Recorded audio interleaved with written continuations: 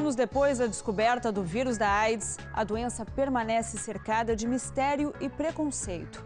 Os infectados sofrem em silêncio. Sem controle, o vírus do HIV não para de fazer vítimas. E não escolhe cor, sexo nem idade. Com a venda de medicamentos contra a impotência e o desenvolvimento de próteses, a vida sexual do idoso se mantém ativa por mais tempo.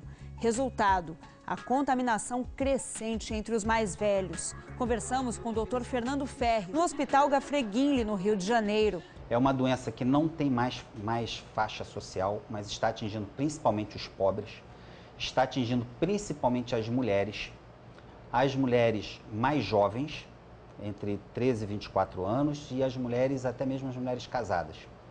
Está atingindo também o grupo de homossexuais jovens e os idosos. O ano 2000 é marcador. Por quê? Entendeu? Porque começa a aparecer muita gente com mais de 50 anos, com 65, com 70, com 80. Nós já tivemos casos próximos de 90 anos, que se infectaram nestes momentos. Na semana em que é lembrada a importância do combate à AIDS, entrevistamos o diretor do Departamento de Doenças Sexualmente Transmissíveis. Nós só vamos poder ter, de fato, uma ação mais efetiva no campo da prevenção se nós superarmos, por exemplo, as taxas que nós temos hoje de cobertura em relação à questão do diagnóstico. Nós temos que facilitar que as pessoas acessem o diagnóstico. O Espaço Aberto Saúde está começando agora.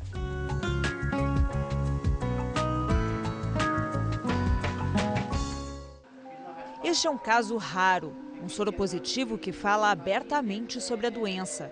Seu José Custódio, aliás, faz questão de se identificar. Eu sou nascida 28 de junho de 1943.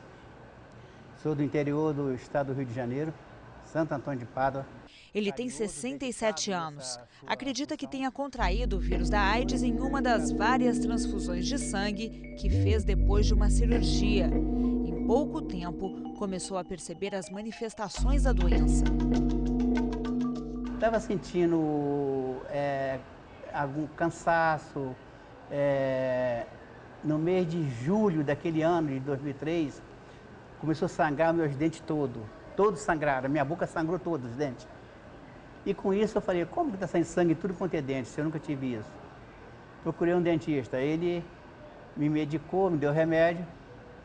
Aí passado isso, eu conversando com um amigo que é de saúde, ele falou assim, por que você não faz um exame de HIV para ver se tem algum problema? Foi aonde que eu procurei uma clínica e fiz. Aí essa clínica falou, olha, nós só podemos, aqui não tem tratamento, nós podemos só encaminhar o senhor para um hospital, que é um hospital de ponta, que é o Gafreguinli. A história do Gafreguinli se confunde com a história da AIDS no Brasil.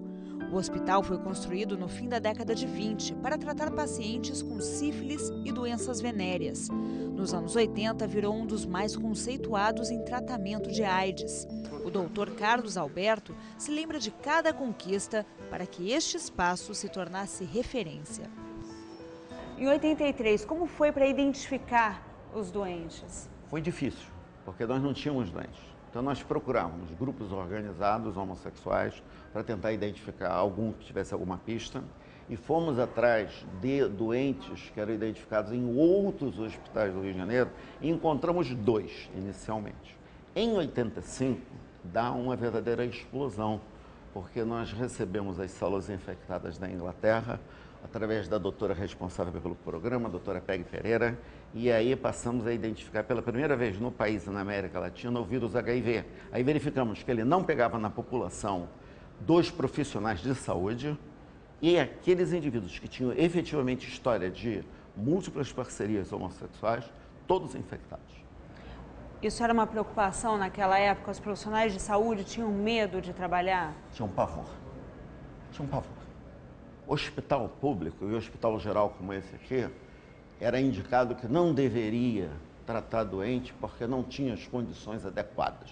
Então eram verdadeiros astronautas. Criou-se situações em todo o mundo, inclusive aqui no Brasil, em que doutores astronautas doutores que botavam aquela porção de aparelhos e estetoscópios longos, não se tinha nem relação própria dos doentes morrendo e sem um relacionamento humano adequado. Nós quebramos esse tabu. Desde os primeiros casos identificados, estima-se que o HIV já tenha infectado 60 milhões de pessoas em todo o mundo e matado metade delas. O doutor Carlos Alberto viu centenas de soropositivos morrerem em questão de dias. O senhor que acompanhou o começo e viu o tratamento, quando chegou o antirretroviral, quando chegou essa droga para o Brasil, como que foi o primeiro tratamento? Olha, a primeira vez que eu usei antirretroviral foi de uma maneira secreta, secretamente mandado pelo Ministério da Saúde, em 1988. E aí era o AZT. E nós tínhamos 4 tratamentos. Os 2 primeiros, as doses naquela época eram muito altas. E nós, infelizmente, fracassamos nos 2 primeiros tratamentos. Aí, rapidinho aprendemos que tinha que ser dose mais baixa. Passamos a dar dose mais baixa, economizar remédio, economizar qualidade de vida, economizar vida, e aí as coisas mudam. Os doentes que morriam em uma semana passaram a viver mais de ano. O chefe do setor tem orgulho de mostrar um mural com os principais alertas que foram feitos ao longo dos anos. Esse museu em que são apontadas as discussões que foram feitas nos livros técnicos, na literatura, os prêmios aqui do isolamento do primeiro vírus que foi feito junto com a Fundação Oswaldo Cruz em 87. Primeiro vírus HIV isolado no Brasil, na América Latina e no Caribe. Aqui nós temos o primeiro caso registrado no norte do país de AIDS, que foi em 1985, quando a saúde pública do estado do Pará só registra o primeiro caso em 89. Então aqui, pelo que eu vi, a maior parte é idoso, né? Gente com mais já de 60 anos. Essas pessoas, elas têm um cuidado diferente? Tem que ter um tratamento especial? Bom, tem cuidado diferente porque, primeiro, a identificação também é complicada. Porque, veja bem, pneumonia é uma coisa de pessoa de idade. E, às vezes, a doença começa com pneumonia, com infecção, entendeu? Então, há um retardo, muitas vezes, de diagnóstico, porque as doenças se confundem. Então, os clínicos custam um pouco, entendendo? E imaginar que um idoso faz sexo em grupo, faz múltiplos parceiros, não é uma coisa, digamos, muito da nossa cultura.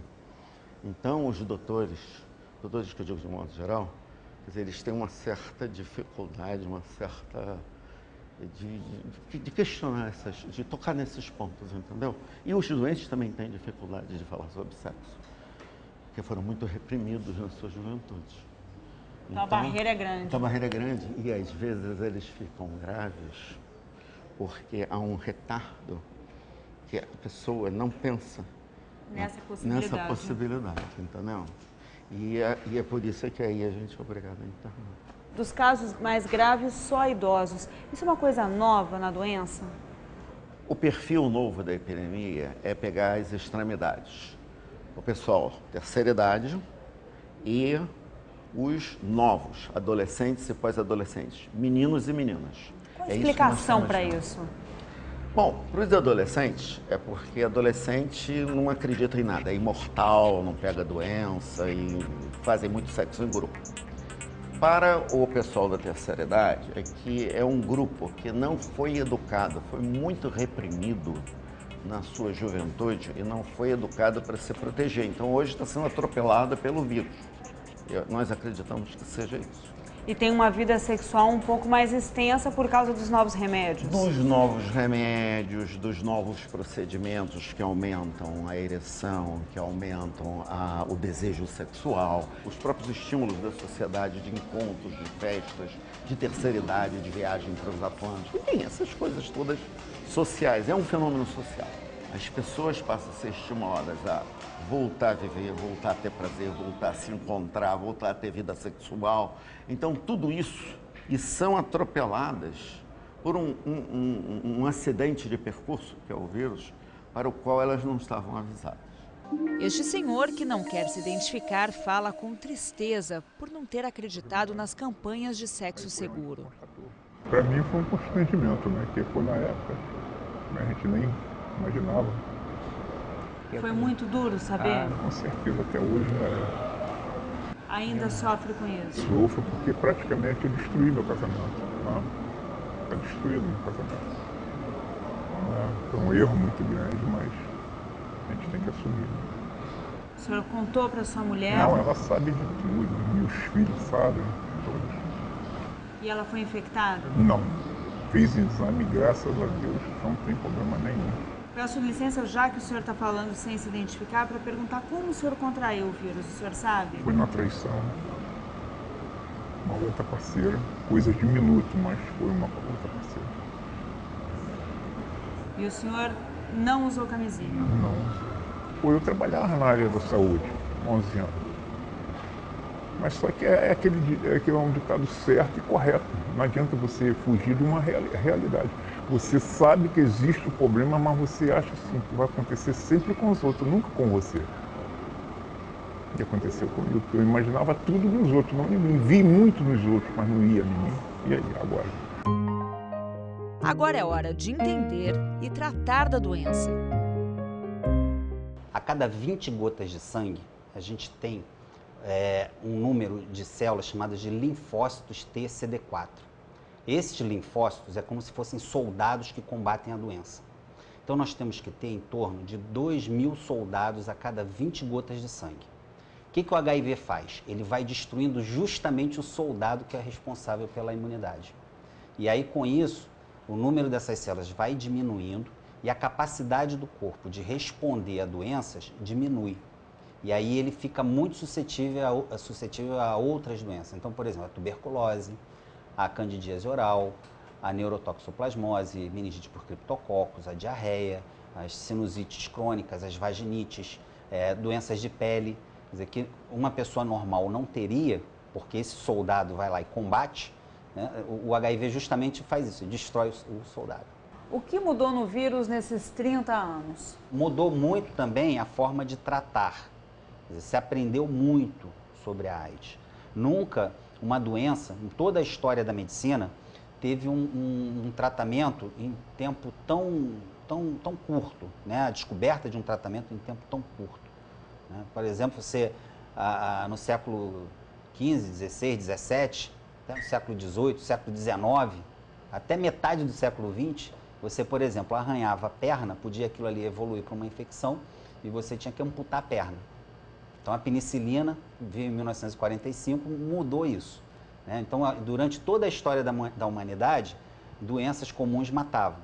E a AIDS, ela surge na década de 80 e logo em 1987 já tinha o primeiro remédio. Em 95, quer dizer, 15 anos depois, já tinha uma série de drogas capazes de bloquear a multiplicação de vírus. Hoje em dia, essas drogas são extremamente potentes, elas têm alvos moleculares, são drogas inteligentes, são drogas que conseguem efetivamente controlar a infecção pelo HIV.